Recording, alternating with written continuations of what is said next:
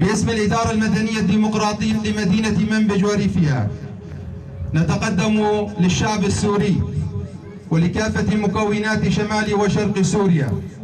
ونخص عوائل الشهداء وأمهات الشهداء وذوي الشهداء وجرحى الحرب وكافة الرفاق العسكريين، نقول لهم كل عام وأنتم بألف خير، والنصر المؤكد للقضية التي سار عليها من قبلنا شهدائنا الذين نحن اليوم بحضرتهم، وشكرا لكم. نهنئ ونبارك لذوي الشهداء بمناسبة عيد الفطر السعيد، ونبارك لهم فهم الذين قدموا فلذات أكبادهم من أجل الحرية والعيش بأمن وأمان.